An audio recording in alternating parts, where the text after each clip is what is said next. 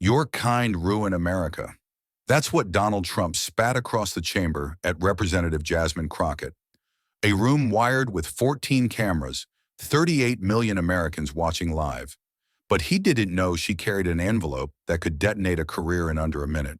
A court-sealed DNA report, a name buried for 11 years, and evidence tying the president to a child held in a detention cell for 36 hours without food. In 47 seconds, the smirk would vanish, and the most powerful man in the country would beg to cut the cameras. But first came the silence. Not the absence of sound, but the kind that feels alive, pressing against your ribs, making every breath measured.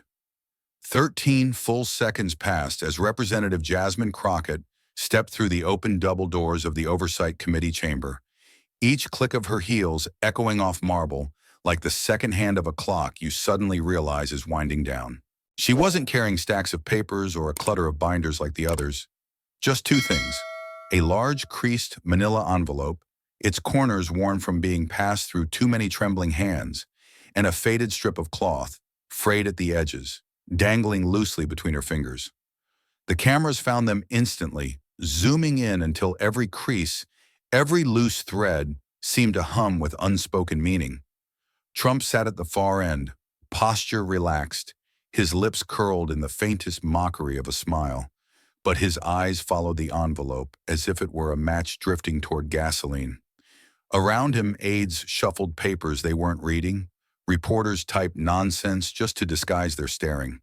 The chamber itself seemed to draw tighter, the ornate columns and carved wood panels closing in, trapping the air in a tense, almost suffocating stillness. The golden afternoon light from the high windows caught the edge of the cloth, making the faded letters across it barely visible. Trump 2020. To the cameras, it might have looked like a forgotten souvenir. To Jasmine, it was the only thing a little girl had left after the system, and her own father, left her behind. Her walk was steady, deliberate, each step calculated not to rush the moment, but to stretch it. This was not a sprint to the kill shot. This was the slow pull of a bowstring. She approached her seat without glancing at the man who had mocked her moments before. The man who, in front of millions, had decided to spit 5 words that carried a century's worth of prejudice. Your kind ruin America. She let the echo of that insult hang in the room's memory as she set the envelope down before her, smoothing it with the palm of her hand like a dealer setting the winning card on the table face down. The cloth she placed on top, almost tenderly, as though even after all this time it still deserved care. The sound of her chair sliding back against the polished floor was the first thing to break the quiet. She sat, not in the rigid posture of someone defensive, but with the calm of a woman who knows the ground she stands on will not give way. A few members of the press in the back row leaned forward, sensing something they couldn't name but didn't want to miss. The chairman shifted in his seat, cleared his throat, but didn't speak. Perhaps even he understood the power of letting this silence breathe. A camera on the left rail slid closer, its lens reflecting the soft tremor in Jasmine's fingers.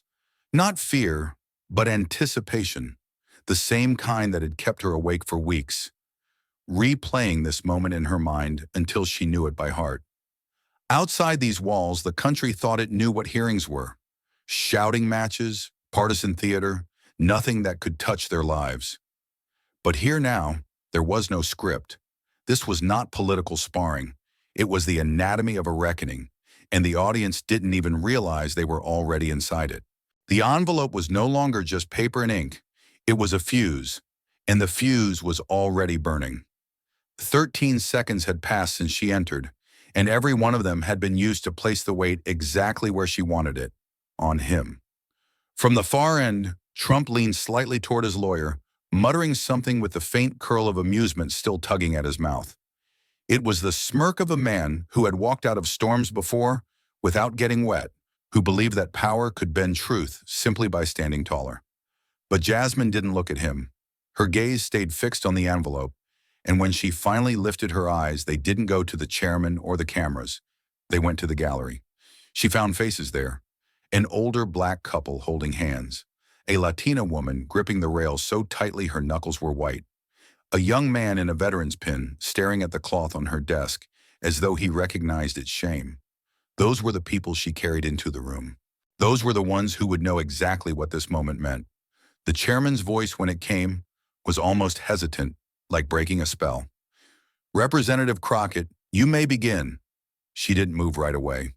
Instead, she rested her hands lightly over the envelope and let her fingers press against it, feeling the rigid edge of the report inside, the cool slickness of the court seal through the paper.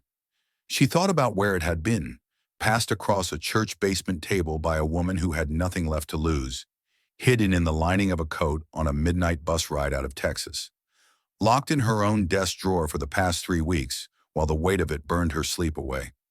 Every stop it had made had been a step toward this moment. When she finally spoke, her voice was low, almost conversational, but it carried through the room like the first rumble before a storm. 13 seconds, she said, glancing briefly at the clock above the chamber doors, is all it takes for the air to change in a room, for the people in it to realize they're not walking out the same way they came in. She let the words settle, the way you let a stone sink to the bottom of a deep pool. Her eyes flicked toward Trump just long enough to register the faint twitch in his jaw, the way his hand flattened against the table as though steadying himself. She didn't give him more than that glance. "Today," she continued, "I'm not here to change the air in this room. I'm here to clear it." The chamber didn't stir, but the tension shifted, like a held breath breaking into a sharper inhale. This was not the opening they were used to, not the polite preamble of policy and courtesy.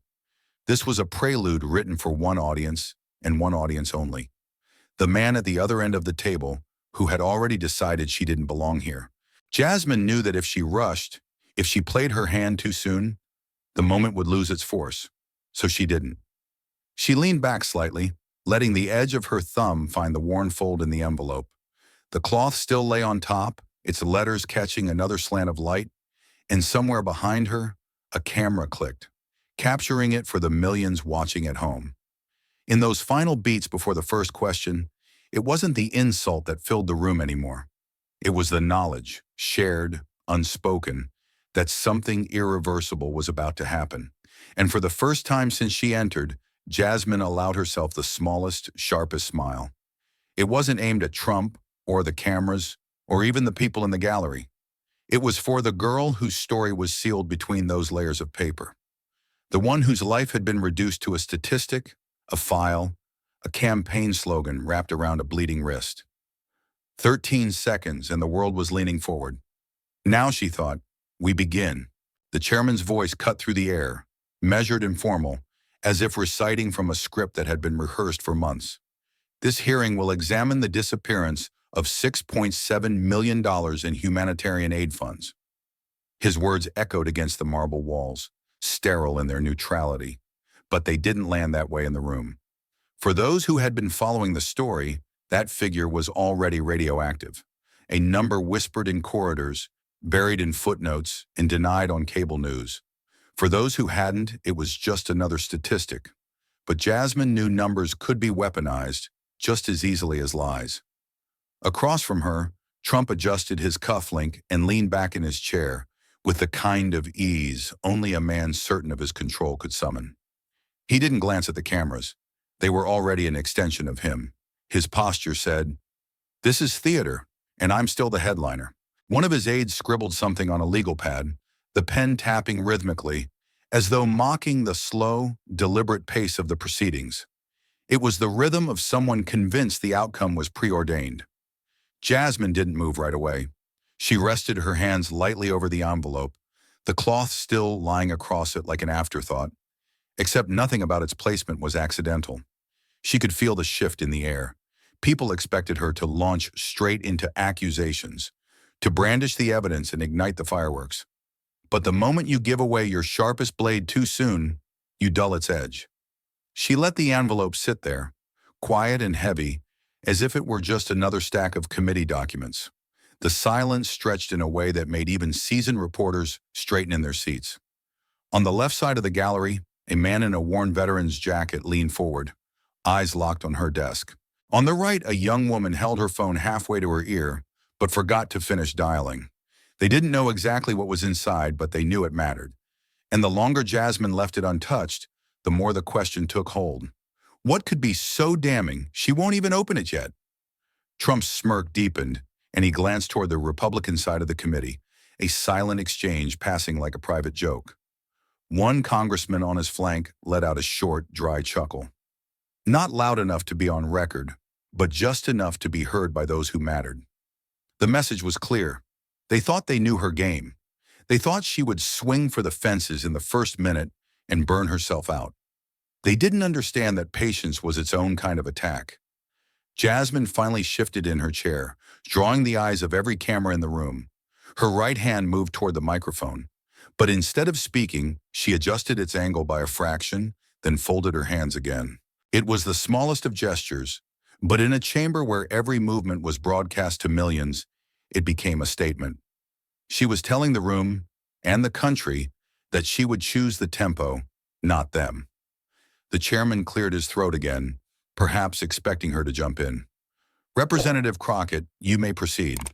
She inclined her head slightly, acknowledging him, but didn't pick up the thread he'd offered. Instead, she let her gaze sweep the room, from the panel in front of her, across the rows of aides, up to the gallery where a dozen different kinds of America sat crammed shoulder to shoulder. She saw faces lined with years of fighting for recognition, others fresh with the shock of realizing injustice was not a relic of history, but something alive in the present. When her eyes returned to the envelope, she let her fingers graze the edge of the flap, not opening it, just touching it, as though checking to make sure it was still real. In truth, she was remembering where it had been, sliding across a table in a dimly lit church basement, the air smelling of candle wax and incense.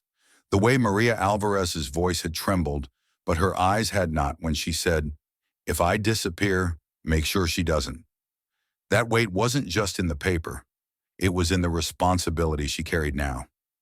Trump tapped a pen against his folder, louder this time, as if to break her concentration. She didn't look up. She shifted the envelope a few inches closer to her, the cloth still on top, and then, deliberately, she set it aside. Just far enough from her reach to show she wasn't in a hurry. Gas rippled quietly through the press rows. She could almost feel the collective lean in from millions of living rooms, break rooms, and bar counters across the country. People wanted the reveal. They wanted the confrontation. She was making them wait. Because here was the truth. The $6.7 million wasn't the whole story. It was the thread, not the fabric. The missing money would lead to the child. The child would lead to the lie. And the lie would lead back to the man sitting across from her, who thought his history could be edited like a press release. She knew she couldn't just drop the final page of the book on the table. She had to make them read every line leading to it. She leaned toward the microphone at last, her voice steady, unhurried. "Before we talk about numbers," she began, "we should talk about what those numbers mean." The sentence hung in the air, deceptively simple. On the far end, Trump tilted his head slightly, as if trying to decide whether to dismiss her or prepare for impact. She didn't give him an answer. $6.7 million is not an accounting error, she said. It's food that never reached the table. It's medicine that never reached the child who needed it. It's safety that never arrived at the gate. Her words didn't spike in volume, but the room shifted again, the way a crowd does when it realizes it's part of something larger than itself. She tapped the table once, lightly, in rhythm with the points she made. The same table where the envelope still lay within arm's reach, untouched. The cameras caught the juxtaposition, the urgency in her words against the restraint in her hands. Trump leaned back, crossing his arms, his smirk faltering just enough for the keen-eyed viewers to notice. The room was no longer laughing. Even those who had started the morning sure of their side were now watching with the uneasy awareness that the ground under their feet might not be as solid as they thought. Jasmine glanced once more at the envelope, then let her eyes meet the chairman's. "I'll get to what's in here," she said, her tone almost conversational. "But first, let's be clear on why it matters." And with that, she shifted the cloth gently aside, revealing just the corner of the court seal. Not enough to satisfy anyone, but more than enough to keep them leaning forward. The bait was set, the line was tight, and the only question now was how long she'd let them hang before the hook went in. And then, without warning, the image of the chamber dissolved in Jasmine's mind, replaced by the dim, amber-lit interior of a small church basement in San Antonio. The air there had been heavy with the scent of old wood and candle wax, the kind that clings to your clothes and follows you out into the night. Rain tapped softly against the narrow windows high on the wall, but the sound felt distant, muffled by the gravity of what was happening at the table in front of her. Maria Alvarez sat across from Jasmine, her chair slightly off-center, as though she hadn't planned to stay long. The fluorescent light above flickered once, catching in the glassy surface of Maria's eyes. Her hands were clasped tight at first, knuckles pale, as if the envelope she was holding might burn through her skin if she didn't keep her grip. When she finally slid it across the table, it wasn't casual. It was an act that seemed to cost her something irretrievable. The manila paper whispered against the wood, stopping just short of Jasmine's fingertips. Maria's voice was so quiet it seemed almost meant for the walls, more than for the woman sitting across from her. "If I disappear," she said, each word careful, deliberate. "Make sure she doesn't." The sentence didn't tremble, but it landed like the toll of a heavy bell, the kind you feel in your chest before you hear it in your ears. Jasmine didn't reach for the envelope right away. She studied Maria's face, the fine lines etched by years of exhaustion and vigilance, the shadows beneath her eyes that spoke of nights spent in places where the locks weren't enough to feel safe. Maria wasn't crying, but her gaze carried the quiet panic of someone who has learned the cost of being found. In that moment, Jasmine knew this wasn't just a delivery of evidence. It was a transfer of trust, and trust like this had weight. Outside the basement, cars hissed by on wet streets, their lights stretching like pale ghosts through the rain. Inside, the world had shrunk to the 4 feet of wood between them. Jasmine slid the envelope the rest of the way into her possession, her fingertips brushing Maria's for a fraction of a second. The contact was brief, but in that instant she felt the tremor Maria had been suppressing, a ripple of fear and resolve braided together. Jasmine didn't ask the questions pressing at the edges of her mind. How long Maria had been carrying this, how many times she'd almost destroyed it, how close she'd come to giving it to someone else. Instead, she let the silence settle, respecting the fragility of the moment. When she did open the envelope, the paper inside was cool and stiff, the ink from the court seal slightly raised under her touch. She scanned the top line, paternity analysis. Subject A, Donald John Trump. Subject B, Lucia Maria Alvarez. The probability percentage at the bottom read 99.98%. Her breath caught, not because she doubted Maria, but because seeing it in black and white crystallized the stakes in a way no accusation ever could. Tucked behind the report was a photograph, edges curling with time. A girl no older than 11, hair tied back with a ribbon, looking into the camera with the guarded curiosity of a child who has been taught to measure strangers. Jasmine didn't need to be told this was Lucia. Maria leaned forward, her fingers tracing the edge of the table as though it anchored her. "She thinks her father is on television," she said almost apologetically. "She doesn't understand. Not yet." Her voice faltered for the first time, but she steadied it with a long inhale. "I kept her away from all of this, but I can't keep her invisible forever." Jasmine closed the envelope gently, as if sealing it again could buy them both more time. She looked at Maria and saw not just a mother, but a survivor, someone who had navigated a labyrinth of threats, indifference, and calculated cruelty just to reach this table. And now, by placing this evidence in Jasmine's hands, Maria had chosen to step back into the line of fire. The church's old wall clock ticked in the background, its pendulum swinging in a rhythm that felt both too slow and too fast. Jasmine thought about the hearing dates circled in her calendar, the names on the witness list, the ways this truth could be buried before it ever reached daylight. She thought about the insults she'd already endured in that chamber, and the ones that would come once she pulled the pin on this grenade. But she also thought about Lucia, the 11-year-old girl who had no idea her very existence was being debated in whispers behind closed doors. The girl who, through no choice of her own, had been turned into a secret that powerful people had invested years in erasing. Jasmine met Maria's eyes and, in a voice as steady as she could make it, said, "She's not going to disappear, not while I'm breathing." It wasn't a promise she made lightly. It was a commitment, the kind that binds you to the path ahead no matter how dark it gets. Maria nodded once, the tension in her shoulders loosening just enough to make her seem smaller, more fragile.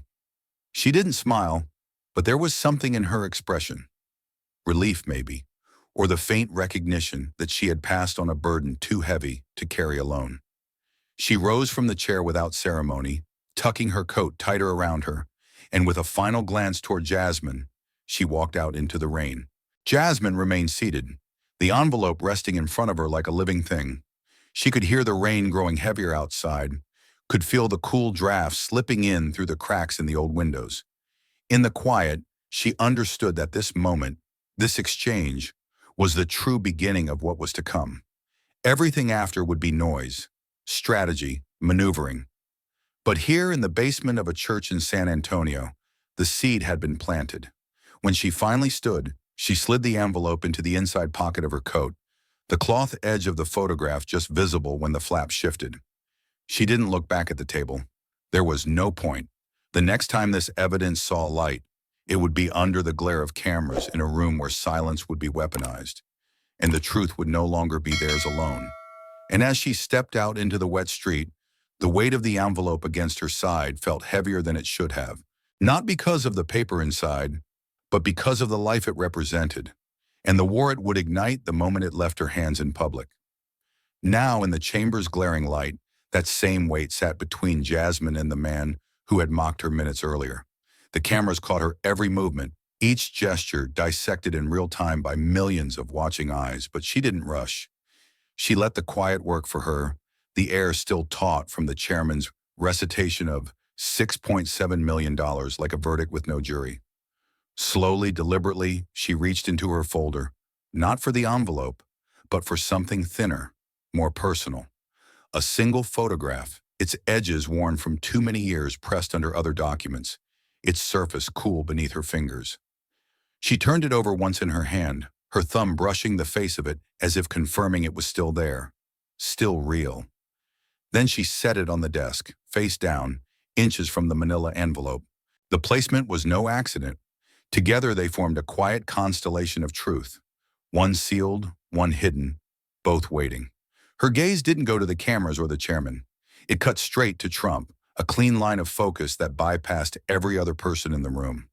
"Mr. President," she began, her voice even, "can you explain why $6.7 million in humanitarian aid never reached the people it was intended for?" The question was procedural, almost dry on its surface, exactly what anyone in a hearing might expect. But her tone carried an undercurrent that was harder to miss, and her eyes kept dropping, for the briefest seconds, to the face-down photograph by her microphone. At first he didn't move. The smirk was still there, but a subtle tension entered his posture. Shoulders inching forward, his chin tilting down just slightly. She could see the calculation flicker across his face. The photograph wasn't part of the question, not technically, which meant it could be ignored, or it could be dangerous. He didn't know which. She repeated the question, this time letting her fingertips rest on the back of the photograph, tapping it once with the soft rhythm of a clock hand. $6.7 million, Mr. President. Who signed off on its diversion? The pen in his hand stilled. His lawyer leaned closer, whispering something, but Trump's eyes, for the first time, dipped toward her desk. It was only a glance, a half second of contact, but in that moment Jasmine knew he'd recognize the shape, the size, the possibility of what lay beneath her hand. The room noticed too. One of the reporters in the gallery adjusted her camera angle, zooming tight on the two objects. The envelope with its faint creases and the photograph, mute and inverted. The image fed straight into living rooms, cafes, even a bar in Ohio where the TV above the counter was suddenly the loudest thing in the room without making a sound. Jasmine leaned forward slightly, not to threaten, but to close the distance in a way that made the conversation intimate, despite the microphones. "We can talk about numbers all day," she said, "but numbers don't bleed, Mr. President. People do. So I'm asking you again, where did it go?" She let the question hang, her thumb making a slow circle on the back of the photograph. Trump's jaw shifted, his smirk tightening as though stitched into place. "Funds get moved all the time," he said finally, leaning into the mic with a measured casualness that felt over-rehearsed. "This is politics. You wouldn't understand." A few quiet laughs rippled down the Republican side, but they didn't spread as far this time. The tension in the room had thickened too much, the air crowded with the unspoken. What's in that picture? Jasmine didn't take the bait. She didn't challenge the insult, didn't point out the arrogance. Instead, she let her gaze drop to the photograph once more, her fingers resting on it with the kind of gentleness reserved for something that can break. She slid it half an inch closer to her, still face down, still silent. Politics? She repeated softly, not as a question but as a taste of the word in her mouth, like she was checking if it fit. Then she looked back up at him. We'll see. The chairman cleared his throat, sensing the current shifting again. Representative Crockett, please confine your questions to... She didn't let him finish. This is about the funds, she said smoothly, and why they didn't reach the people they were meant for. Because one of those people is in this photo, and she waited 11 years for the truth. Trump's head lifted sharply, his eyes narrowing. For a fraction of a second, the smirk cracked. Not gone, but weakened, like glass under pressure. His lawyer whispered again, more urgently now, but he waved him off without looking. The cameras caught the twitch in his fingers, the way they tapped once against the table, stopped and then tapped again. Jasmine let the silence reclaim the space. She knew better than to fill it. Silence made people imagine, and imagination was often more dangerous than fact. Somewhere in the back row, a congressional aide shifted uncomfortably, sensing the temperature change. Viewers at home were leaning closer to their screens, some instinctively lowering their own voices as if not to disturb the scene. She reached for her glass of water, took a slow sip, then set it down beside the photograph. Her hands stayed there, fingers brushing the edge as if marking the spot in a book she was about to open. We'll get to the photo, she said almost offhand, like it wasn't the live wire it clearly was. For now, let's keep talking about that 6.7 million. But it was already too late for anyone to think of it as just about the money. The bait was no longer just bait. It was a shadow over the entire room, a promise that something sharp was waiting just under the surface. And as she moved on to her next question, her eyes met his one last time, letting him know she was the one holding the hook, and he was already caught. The shift happened so quietly it was almost imperceptible. Jasmine's right hand slipped from the photograph to a small palm-sized remote tucked beneath her notes. Without a word, she pressed her thumb down once. The screens behind the committee dais flickered, the bright overhead lights casting a pale wash across their black surfaces. Then, without preamble, the footage began. No title card, no dramatic lead-in, just a woman's face appearing in the frame, slightly off-center, as if she hadn't been sure where to sit. Maria Alvarez. The room seemed to constrict instantly. Her backdrop was plain, white walls that looked like they'd once been cream, but had long since surrendered to the dimness of a back office. A ceiling fan turned lazily above her, its blades creaking, slicing the air with a slow rhythm that the microphone picked up like a heartbeat. No music filled the silence between her words. No edits softened the edges. The only sound was the soft hum of the fan, the occasional distant clang of a dish or door, and her voice, roughened by years of keeping it locked away. I met him when I was 19, Maria began, her eyes fixed not on the camera, but somewhere just past it, as if she could only bear to tell her truth to a space slightly removed from whoever was listening. I worked at Mar-a-Lago, cleaning rooms, folding towels, serving cocktails I couldn't even pronounce.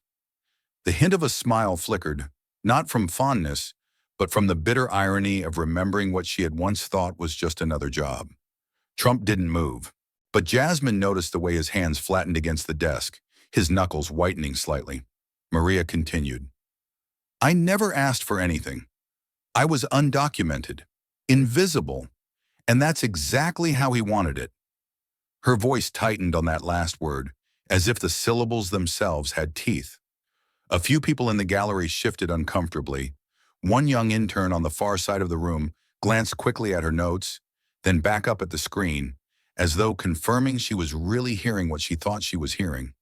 I told him I was pregnant, Maria said, and here her voice dipped, barely above a whisper, though the microphone caught every word. He looked at me and he said... She stopped, blinked. The pause was not for effect.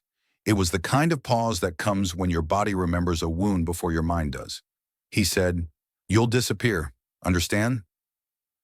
The sentence hung in the air like smoke, bitter and impossible to ignore. Jasmine's eyes scanned the room. Half of it was frozen in silence. The other half flushed red, not from embarrassment, but from a kind of anger that was equal parts personal and political. She could see the lines forming, those who recognized the pattern and those who wanted to pretend it was an isolated story. Maria's gaze finally met the lens. "So I disappeared, changed my name, lived like a ghost, raised my daughter with nothing but 2 jobs and one prayer, that she would never feel unwanted." She shifted slightly in her chair, the camera catching the faint glint of a silver cross at her collarbone.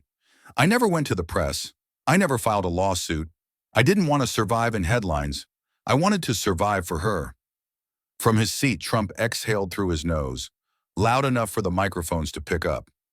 It was meant to signal dismissal, but in the stillness of the room, it only underscored the contrast between the man on the screen and the man at the table. Maria's jaw tightened. "But she's not a secret anymore, and I won't disappear again." The screen froze on her face, eyes steady, lips pressed into a line that refused to tremble. It wasn't the face of a victim. It was the face of someone who had survived being erased and had decided the erasure ended now. Jasmine let the image linger. She didn't speak immediately. She wanted the room to feel the weight of that stare, to sit in the discomfort it caused, to understand that this wasn't just evidence. It was testimony carved from the marrow of a life. Somewhere in the gallery, a cough broke the silence. It sounded too loud, almost indecent in the aftermath. A reporter adjusted her camera lens with hands that weren't quite steady. One congressman on the Republican side shifted in his seat, his expression flickering between calculation and unease. Jasmine's voice, when it came, was measured and low, but it carried with the same gravity as Maria's. "You've heard her. You've seen her. Now ask yourself why she had to come to me instead of to her own government for protection." Her eyes moved back to Trump. "Ask yourself why the only place her daughter's name exists in your world is in a file stamped sealed." Trump's lips parted, then closed again. For a man who had built a career on filling silence with his voice, the absence of words was louder than any outburst. Jasmine turned back to the chairman. "We're not talking about a misallocation of funds. We're talking about the diversion of life-saving resources while one of those in need was, by every legal and moral measure, your responsibility." Her hand moved to the face-down photograph, fingers pressing gently against it. The screens went black, but the echo of Maria's words stayed. The fan's creak, the rasp in her voice, the starkness of her confession, all of it seemed to linger in the marble and wood, in the breaths people took a little too carefully now. Jasmine didn't raise her voice. She didn't need to. "So let's continue, Mr. President," she said, her tone almost conversational, though every syllable was a blade. "Tell me again how $6.7 million just moved." Trump's jaw clenched, and for the first time that morning, the smirk was gone entirely. He shifted in his seat, leaning toward the mic as if trying to regain his balance, his voice dripping with the familiar cadence of disdain he had used for decades to cut down opponents. "People like her don't understand family values." The words hung in the chamber like the echo of a slammed door. Sharp, deliberate, meant to wound and rally his side in a single breath. The phrase carried more than insult. It carried the unspoken weight of every prejudice that had built his career, a dismissal disguised as morality. The Republican bench chuckled, though the laughter was uneven, brittle at the edges. One aide grinned too wide, glancing toward the press row as if daring them to print it. Another congressman let out a low whistle, the kind that didn't need words to say he went there. For a moment, Trump's shoulders relaxed, mistaking the ripple of sound as proof that he'd retaken the room. But Jasmine was already leaning forward, elbows on the desk, her eyes locked on him with the stillness of a marksman taking aim. She didn't blink. She didn't clear her throat. When she spoke, it was in a tone so low it forced every person in the room and every viewer at home to lean in to catch it.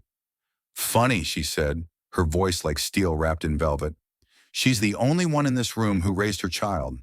The words landed without flourish, without the scaffolding of outrage. They didn't need it. They were precise, surgical, cutting clean through the bravado like glass under a diamond's edge. It wasn't volume that made the chamber still. It was the absence of any cushion between the truth and the person it was aimed at. The cameras moved in on reflex, catching the moment from every possible angle. Her steady gaze, his rigid jaw, the tightening grip on the edge of his desk. The audio feed picked up nothing but the hum of the overhead lights and the faint shuffle of someone's shoe against the marble floor. The committee room was suddenly a place where people remembered to breathe quieter, and then the small cracks began to show. One Republican congressman who had laughed a moment earlier dropped his eyes to his papers, the smile gone as quickly as it had come. Another shifted in his chair, looking not at Trump, but at the photograph still face down in front of Jasmine, as though seeing it there now carried a different kind of threat.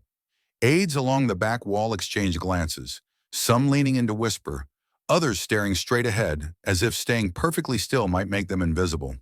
Trump didn't fire back immediately, an absence that was almost more telling than any rebuttal. His mouth opened, then closed, the words retreating before they could be formed.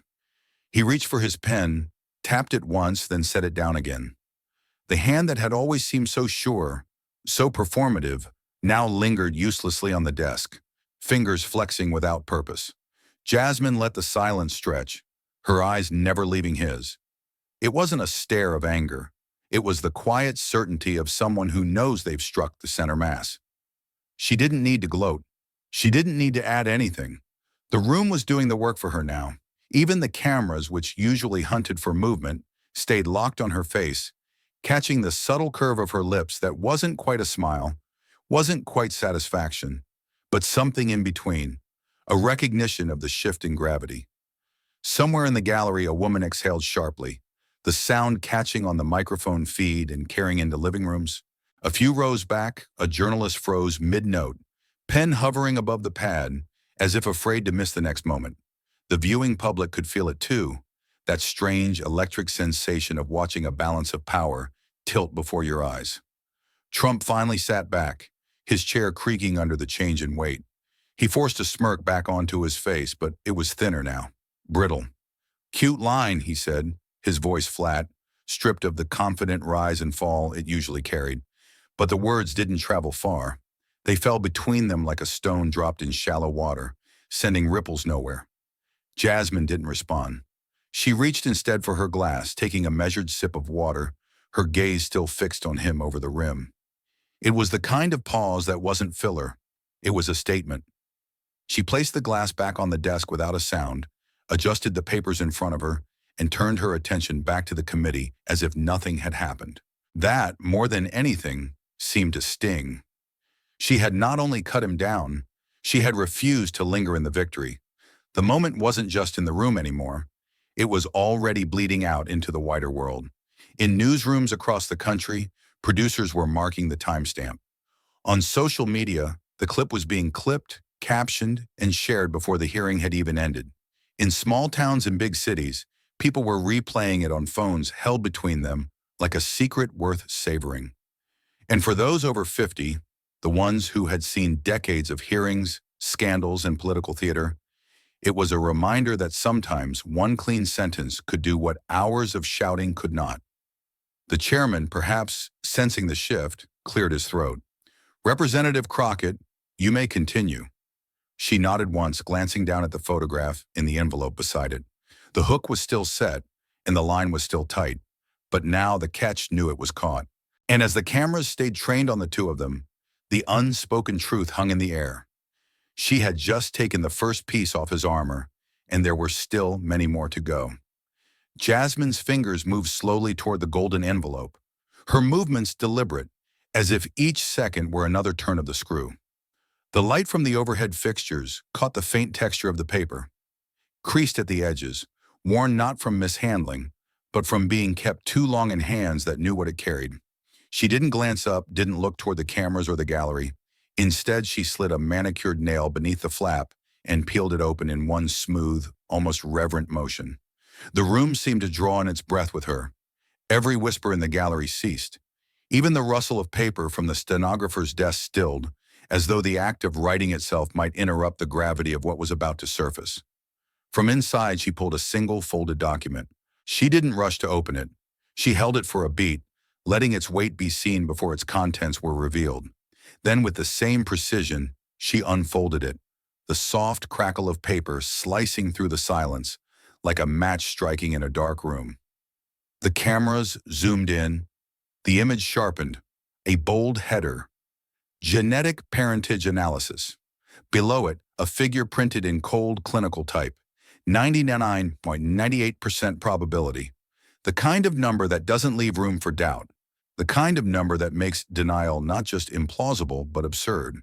And at the bottom, next to the laboratory seal, a signature. It was unmistakable. Donald J. Trump. Dated November 14, 2013. The impact was immediate and visceral. It wasn't just the content. It was the juxtaposition of science and admission, data and ego, laid bare on a single sheet. For a moment, the hearing room felt like it had lost its oxygen. People weren't breathing so much as holding themselves in suspended animation. Across the aisle, a Republican aide's pen clattered to the floor. A Democratic congresswoman straightened in her chair, eyes narrowing not in disbelief, but in the sharp, calculating recognition of an opening. And in the press row, a young reporter's hand shot to her mouth, stifling the instinctive gasp that threatened to escape. Trump's eyes flicked to the document, then back to Jasmine, then away again, fast like someone avoiding a light too bright to stare into. His jaw worked, the muscle twitching just beneath the skin, but he said nothing. Somewhere near the back, a man in a navy blazer, the Fox News badge clipped to his lapel, rose abruptly from his seat. He didn't look left or right, didn't even bother to gather all his things. Just his phone, already in his hand, thumb tapping furiously as he slipped out through the side door. The click of it closing echoed louder than it should have, and everyone heard it. Jasmine let the paper rest on the desk in front of her, angled so the nearest cameras could capture every word, every digit, every curve of the signature. This, she said softly, isn't speculation. It isn't rumor. It isn't politics. It's proof. Her gaze swept the room, never lingering on Trump for more than a heartbeat, because she knew the real audience wasn't just in front of her. It was watching from every living room, diner counter, and late-night kitchen table across the country. This is a man, she continued, her tone steady, who sat at this table and told America about his values, his integrity, his so-called love for family. And this, she tapped the document lightly with one finger, is what he signed when he thought no one would ever see it. The gallery shifted, the tension almost audible. A man in the second row crossed his arms tighter. A woman clutched her notepad to her chest. The committee chair's eyes flicked from the paper to Trump and back, his expression neutral, but his jaw clenched. Trump leaned toward his mic, the beginnings of a rebuttal forming in his throat, but Jasmine cut in before a sound escaped. You can talk about numbers in polls, she said, but this number, 99.98, this is one you can't spin, one you can't buy, one you can't bury. A murmur rippled through the room. It wasn't loud, but it was the kind of sound that told you the truth had just shifted to something irreversible in the air. For a moment, the only movement came from the flicker of camera shutters and the faint tremor in the hands of the stenographer typing to keep pace. Jasmine folded the paper once more, slid it back into the envelope, and placed it neatly beside the still face-down photograph. The bait, the hook, and now the knife, all laid in a row. She sat back, her eyes never leaving Trump's. So, Mr. President, she said, her voice almost gentle now, where shall we begin? And somewhere deep in the silence that followed, the entire room seemed to realize they had already begun. Jasmine's hand moved again, slow and unshaking, as if every inch of her reach had been measured in advance. She didn't return to the envelope. Instead, she reached beneath the stack of papers in front of her and brought out something so small it could have been overlooked entirely. A frayed strip of red fabric, its once bold letters dulled and smudged, the edges curled and stiff. She set it on the desk beside the DNA test, the movement precise, almost ceremonial. The cameras tilted in, autofocus catching the faded print. Trump 2020, the kind of cheap, mass-produced wristband handed out at rallies by the thousands. worn for a day and forgotten. But this one was different. It wasn't a token of enthusiasm. It was an artifact, a relic pulled from a place no campaign ad could ever reach. Jasmine didn't look at Trump when she spoke. She looked at the committee, then the cameras, then finally at the strip of fabric as if it were a person she owed the truth to. This, she began, her voice low and measured, was found on the wrist of a girl named Lucia. She paused, letting the name hang there, giving it room to settle over the room. She was 16 years old, diabetic, arrested at a border facility in El Paso. Trump's chin lifted slightly, a reflex more than a response. They kept her there for 2 days, Jasmine continued. No insulin, no medical care, no one to call her family. When the guards found her unconscious, they logged her as female, Hispanic, non-responsive. No name, no record, just a number. She reached forward, brushing a fingertip against the band, careful not to move it. When her mother finally got her back, 36 hours later, this was still on her wrist, tight enough that it left a mark. This, she said, and her voice deepened into something heavier, was the only thing she came home with. The air in the room seemed to thicken. It wasn't just the story, it was the image, the collision of the slogan with the suffering it had literally wrapped around. You could feel people leaning back in their chairs, as if the weight of it pushed them there. In the report, Jasmine went on, they called it an identification marker, something to track her in the system. She lifted her gaze, pinning Trump without blinking. But she didn't wear it as identification. She wore it while her blood sugar dropped so low she couldn't speak. She wore it while her vision blurred, while her body shook. She wore it while she bled. The pause came naturally here, heavy and unbroken. Then Jasmine's tone shifted, lower still, as though she were speaking directly to one person in the entire building. She bled, she said, each word deliberate. Through your campaign slogan. A ripple moved through the gallery. Not noise, not words, but the physical shift of people reacting before they even knew they were moving. The press row stirred. One reporter's pen hovered mid-sentence, the ink pooling on the page. On the far right, a staffer for one of Trump's allies coughed quietly, eyes fixed on the floor. Trump's mouth opened, but the reply caught somewhere behind his teeth. He leaned back instead, fingers drumming once against the desk before stopping altogether. The gesture was too controlled, too conscious.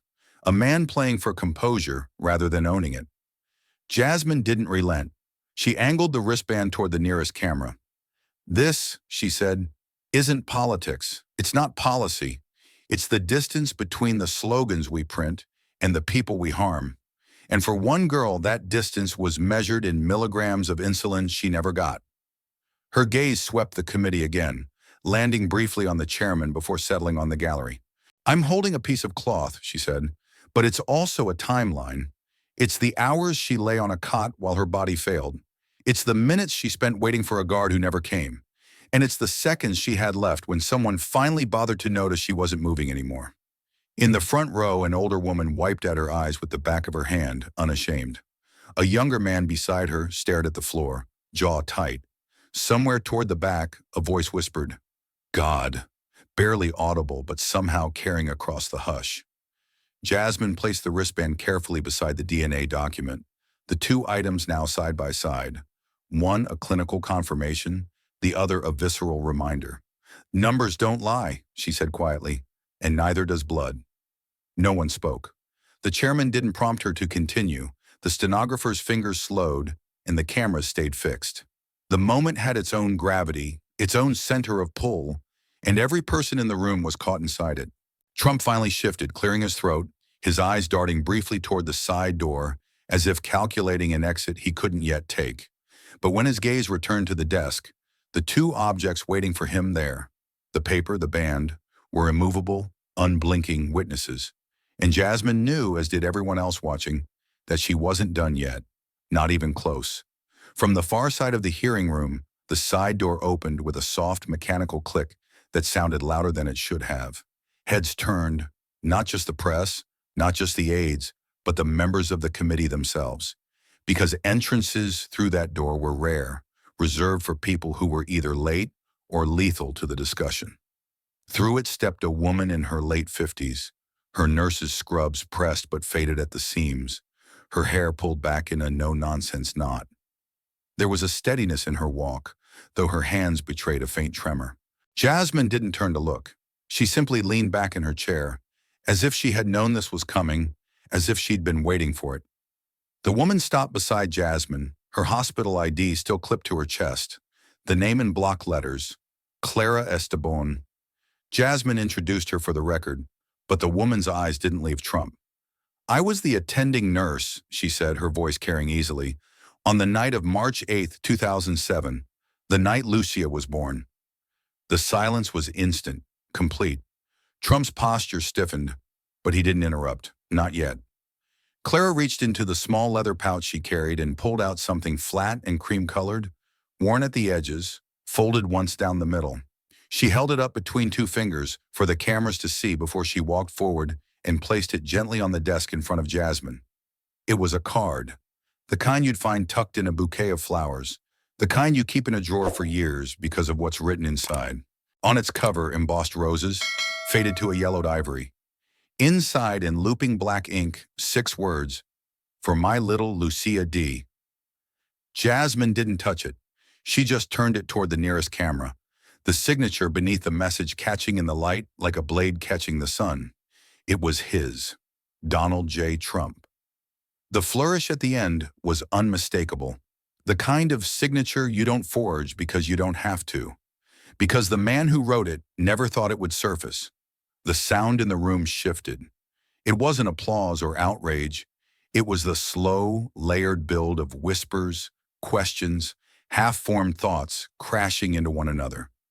A rustle from the press row, a low murmur from the gallery, the shuffling of papers from staffers suddenly unsure of where to look.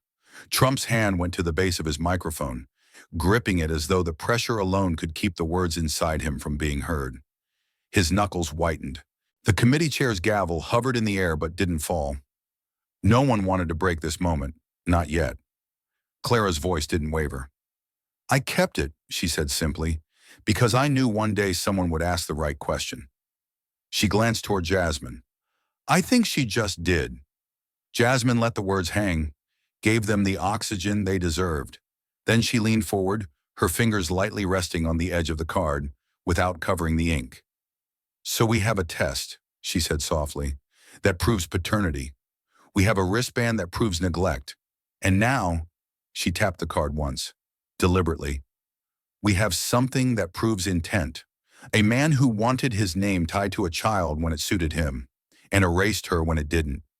The whispers swelled, spilling over into the press section where phones were raised, cameras adjusted, thumbs flying across screens. Trump shifted in his chair, finally leaning toward the microphone, his mouth opening as though to speak, but no sound came. Not immediately. He swallowed once, his eyes narrowing on Clara as though he could unmake her by sheer will. She didn't flinch. And in that second, everyone in the room knew. Whatever Trump said next, it wouldn't erase the ink on that card. It wouldn't erase the date on the DNA test. It wouldn't erase the red wristband that still sat in the shadow of his own campaign slogan. The smirk was long gone now, replaced by something tighter, more brittle. He adjusted the mic, fingers still clamped around its base, and breathed in sharply. But even before the words came, the balance in the room had already shifted. This wasn't just a hearing anymore. It was a reckoning. Trump exploded upward from his chair so suddenly the microphone arm wobbled, the sharp screech of feedback slicing through the silence. "This," he barked, his voice pitched higher than usual, "is political theater, a circus act, and you," he jabbed a finger toward Jasmine, "are nothing but a second-rate performer in it." His tone was meant to cut, to dominate, to reclaim the rhythm that had slipped from his hands. But Jasmine didn't take the bait. She didn't even blink. Instead, she tilted her head just enough for the light to catch her eyes, a faint curve touching her lips. Not mockery, not surprise, but something far more dangerous, the look of someone who had planned for this exact moment.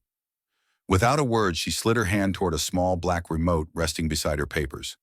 The motion was unhurried, almost lazy, like a cat idly deciding whether to swat at prey it already knows can't escape.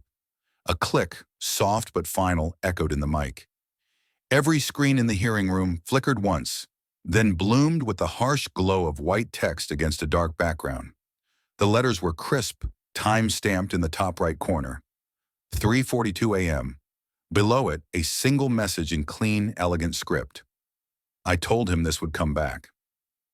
Melania. The air fractured. You could feel it, like glass cracking in slow motion, before the sound arrived. A sharp intake of breath from the gallery. The scrape of a chair leg as someone in the press row leaned too far forward. A low, involuntary whistle from somewhere in the back, quickly stifled. Trump's face froze mid-expression, caught between disbelief and calculation. His eyes darted toward the screens, then to Jasmine, then back again, as though checking whether what he was seeing could somehow be willed into disappearing. Jasmine leaned back in her chair, letting the weight of the words settle over the room. That, she said quietly, isn't from my inbox. Or yours. She let her gaze sweep over the committee. It's from the encrypted backup pulled from the First Lady's secure line. Time-stamped, unaltered, authenticated. Her hand rested lightly on the remote, ready to summon whatever came next. The timestamp wasn't just a number, it was a knife.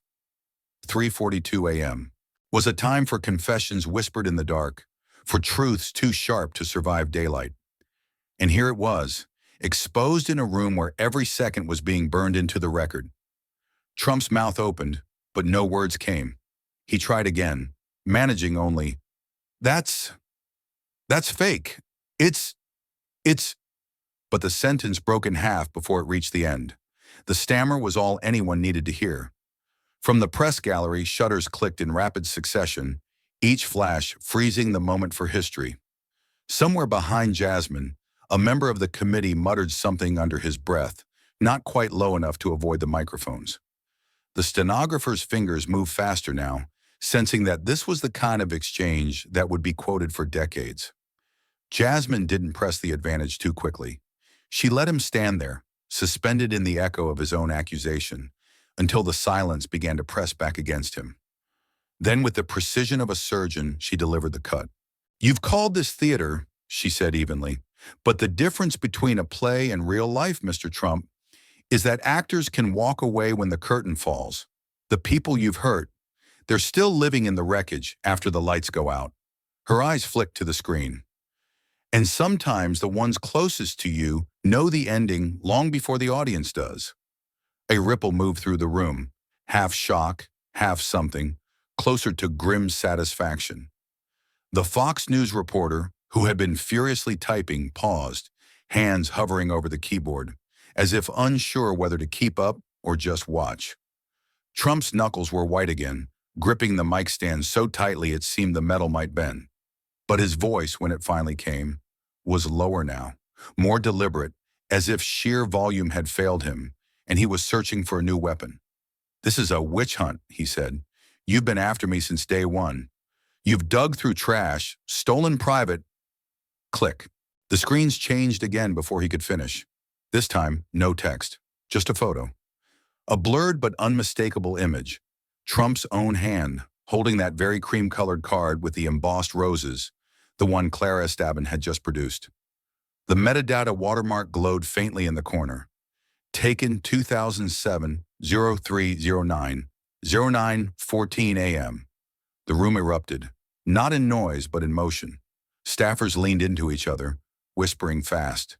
Members shifted in their seats, suddenly more alert. Trump's voice faltered mid-word, his eyes locked on the screen like it might swallow him whole.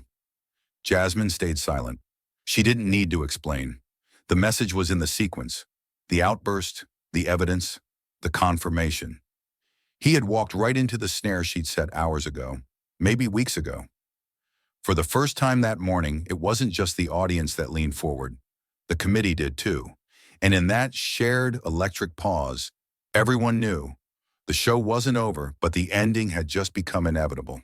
Then, without warning, a sound filled the chamber. Not the rustle of papers or the clink of glass, but a voice, small, clear, fragile in pitch but impossible to ignore.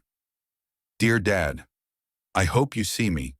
It wasn't amplified like the committee microphones. It didn't need to be. The room's silence carried it further than any speaker could. The words seemed to come from nowhere and everywhere at once, wrapping themselves around the walls, sliding under the skin of every person present. On the big screens, nothing changed yet. No image, no captions, just the audio, raw and unadorned. The cameras in the chamber, those assigned by the network pool, shifted instinctively, a slow, deliberate push-in on Trump's face. His skin flushed dark at first, heat surging to the surface, then drained in waves until what remained was an unnatural, paper-like pallor. His jaw slackened. His grip on the microphone loosened. The metal stem dipped in its mount with a soft, mechanical sigh as his hand finally let go. The voice came again, softer now but more pointed. "If you hear me, just look." Trump's eyes darted to the side, anywhere but forward. His hands sought the edge of the table, fingers curling under it as though anchoring himself to something solid. Jasmine didn't rush. She knew the air was hers now, and she filled it carefully. "Mr. President," she began, her voice steady, measured, the kind that makes the listener lean closer rather than pull away. "Can you spare 11 seconds to look at your daughter's face?" The phrase hung there, 11 seconds, and every person in the room felt the weight of it. 11 seconds is nothing. 11 seconds is forever. Jasmine's hand moved to the folder before her, the one that had sat there for nearly the entire hearing, its presence quiet but insistent. She slid her fingers under the cover and flipped it back with a slow, deliberate motion. The cameras caught it first, the photograph beneath the protective sleeve. The image was in color, but the lighting made it feel almost sepia. A girl no older than 12, sitting cross-legged on a worn hospital bed. Her hair was pulled back, though a few strands escaped to shadow her cheeks. She was smiling, but not the full, easy smile of a child. This was smaller, careful, like someone who had learned early to measure joy against what it might cost. In her lap, her hands clutched a small plush bear with fraying ears. On her wrist, unmistakable even in the faded tones, was a red Trump 2020 fabric band, the edges darkened and stiff where blood had seeped into the threads. The committee room didn't breathe. The press didn't type. Even the air seemed to still, waiting for movement. Jasmine didn't look at the photo as she turned it to face Trump. Her eyes stayed on him, watching for the flicker, the shift, the moment when the barrier would crack. "This," she said quietly, "is the person behind every number, every denial, every deflection you've made today." She let the pause sharpen. "She isn't an accusation. She isn't a headline. She is your daughter." The last word was barely more than a whisper, but it struck with the force of a gavel. Trump's chin dipped. Whether in avoidance or inevitability, no one could tell. But the cameras caught it, every frame of his eyes sliding down, his breath hitching, his lips pressing into a thin, bloodless line. For exactly 11 seconds, the room stayed that way. The girl on the screen, the man in the chair, and the unbreakable thread between them. No interruptions, no excuses. Just the collision of two truths, one living, one running out of room to hide. And when the seconds expired, Jasmine closed the folder, the soft thump of its cover sounding like a verdict. She didn't say anything else. She didn't need to. The silence did the work for her. No one moved. No one dared to. No. The room, once a theater of voices clashing for dominance, now felt like a cathedral. Every ear straining, every breath measured, every gaze fixed on the woman at the center, who had just shifted the weight of the room without raising her tone. Jasmine's hands moved with deliberate care, gathering the papers, the photograph, the DNA report, and sliding them back into the golden envelope as though sealing away something radioactive. She looked up, not at Trump, not at the committee, but straight into the lens of the primary broadcast camera, the one beaming this moment into millions of living rooms across the country. Her voice, when it came, was not sharp but steady, the kind of tone that doesn't demand silence but creates it. "Truth isn't partisan," she said. The words fell into the air like iron into water, heavy, certain, unshakable. "It's just waiting for someone brave enough to open the envelope." There was no applause, no eruption, just a ripple through the audience, the kind you can't see but can feel, hearts quickening, spines stiffening, something shifting in the quiet. For some watching, those words landed as an indictment, for others, a lifeline, and for all of them, a challenge. The cameras didn't cut immediately. They lingered, holding the image of Jasmine lowering the envelope into her bag, fastening the clasp with a single click. She didn't look away from the lens until the clasp was secure, and then cut. The broadcast shifted to a smaller, almost domestic frame, a modest living room bathed in the blue glow of a television screen. The news chyron still scrolled across the bottom, but the sound was down low, barely audible over the hum of a heater in the corner. On the couch, a girl sat cross-legged, her knees pulled to her chest. She wore an oversized hoodie, sleeves swallowing her hands, and in her lap rested a small, well-loved stuffed elephant, its ear patched with a bit of mismatched fabric, its seams stretched from years of being held too tightly. Her eyes were fixed on the screen, unblinking. The image there was Jasmine Crockett, still and unwavering, holding that golden envelope. The girl's lips moved, but no sound came at first, as if she had to taste the words before speaking them aloud. Finally, in a voice no one in the hearing room could hear, she whispered, "That's my name." The camera, if there had been one, would have caught the faintest tremor at the corners of her mouth. Not quite a smile, but not the absence of one either. It was something else. Recognition, maybe, or the first fragile thread of belonging after years of being told she didn't exist. The TV screen flickered as the network cut to commercial, but the girl didn't look away. She hugged the stuffed elephant closer, as if holding on to the one thing in the room that had been with her through every unanswered question, every shadowed night. Outside, the wind rattled the windows. Inside, the only movement was the slow rise and fall of her breathing. And somewhere, far from this living room, the weight of one sentence, "Truth isn't partisan," was still moving through the country like a fault line, ready to break open whatever came next. Back in the hearing chamber, the envelope was gone from sight, but not from memory. And for the first time, both those who had power and those who'd been crushed beneath it were asking themselves the same question. Who would be brave enough to open the next one? In the end, the envelope was never just paper and ink. It was proof that silence can wound as deeply as any act, and that truth, once seen, cannot be unseen. We are all custodians of someone's untold story, and the measure of our character is whether we protect the lie or defend the voice that dares to speak. Because justice is not built in grand gestures alone, it's forged in the quiet courage to stand, open the envelope, and face what the world would rather keep closed. ChatGPT said, "If this story unsettled you, don't look away, sit with it, share it, speak it aloud, like, comment, and send it to someone who still believes truth belongs in the light." Subscribe to Harrison Stories, where buried truths are unearthed and silence has no refuge. Hit the bell, because the next chapter isn't comfortable. It's unfiltered, and it might just change the way you understand justice. This story is a fictional dramatization, inspired by real wounds and real courage. Any resemblance to actual people or events is coincidental or deliberate, as a mirror for public reflection and accountability. Thanks for watching. Justice isn't a gift. It's a fight. This is Harrison Stories.